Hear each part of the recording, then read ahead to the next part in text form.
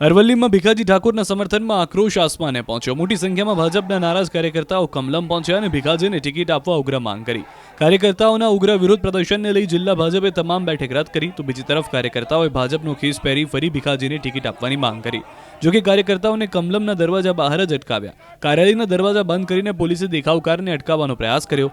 કમલમમાં ભાજપની બેઠક ચાલી રહી હતી, જેમાં જિલ્લા સંગઠનના હોદ્દેદારો સાથે સાબરકાંઠા બેઠકના ઉમેદવાર શોભનાબેન બારૈયા પણ હાજર રહ્યા, જેમાં ભીખાજી ઠાકોરની સૂચક ગેરહાજરી જોવા મળે ત્યારે નારાજ કાર્યકર્તાઓએ ઉમેદવારની હાજરીમાં કમલમ બહાર વિરોધ પ્રદર્શન કર્યું।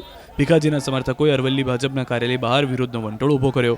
ભાજપના ખેસ ઉતારીને શોભનાબેન વિરુદ્ધ સૂત્રોચ્ચાર પણ કર્યા। સમર્થકો ભીખાજી ઠાકોરની ટિકિટ આપવાની માંગ પર અડગ રહ્યા।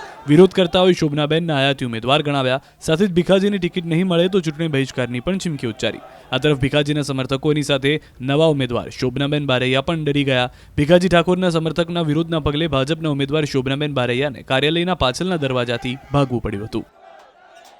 મોડાસા ખાતે અરવલ્લી જિલ્લાના કમલમ કાર્યાલય ખાતે જે ભીખાજીના જે સમર્થકો છે તેમના દ્વારા વિરોધ કરવામાં આવ્યો છે। આજે ફરીથી આ વિરોધ કરવા માટે તેઓ પહોંચ્યા છે। ખાસ કરીને આજે સંગઠનની બેઠક છે અને સાબરકાંઠા લોકસભા બેઠકના જે ઉમેદવાર છે તે પહોંચ્યા છે, જે શોભનાબેન છે તેઓ પહોંચ્યા છે, ત્યારે વિરોધ કરવા માટે લોકો અહીંથી પહોંચ્યા છે અને ખાસ કરીને પોલીસ સાથે તેમને અટકાવવાનો પ્રયાસ કરવામાં આવ્યો। કારણ કે ચોક્કસ તમે શું કહેશો? અમે જો વર્ષો ભાજપમાં હતા બરાબર, પણ અમારે ભીખાજી કાયમ સાહેબની ટિકિટ કાપી એટલે અમે ઠાકોર સાહેબ અપમાન કર્યું છે। પૂરું સાહેબ પૂરી રીતે અપમાન કર્યું છે એટલે અમે ના ચાલી લઈએ। અમે કોઈ મતલબ નહીં, કોઈ નહીં, ભીખાજી સાહેબ ટિકિટ ના મળે તો અમે અપમાન કરતા જ રહેવાના।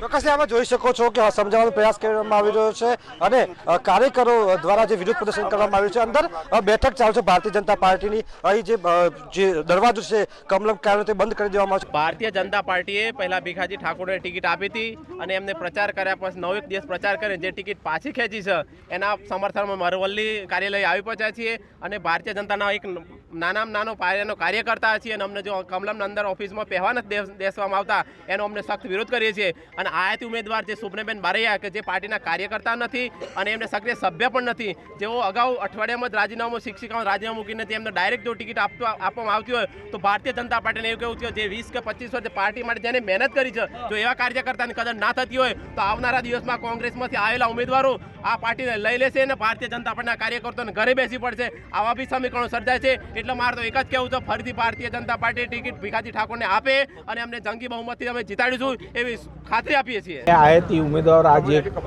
આયા છે એનો સખ્ત વિરોધ કરવામાં આવ્યા છીએ અને ભીખાજીના સમર્થનમાં આવ્યા છીએ અમે, બરાબર। અને ભીખાજીને ટિકિટ મળવી જ જોઈએ એ અમારો આગામી સમયમાં કેવી તૈયારી રહેશે તમારી જો ટિકિટ નહીં મળે? ટિકિટ જો નહીં મળે તો અમારો તો ભાજપ માટે વિરોધ જ છે। તમારી સાથે કેટલા કાર્યકર્તાઓ? અમારા આશરે અત્યારે 2000 કાર્યકર્તાઓ છે અમારા।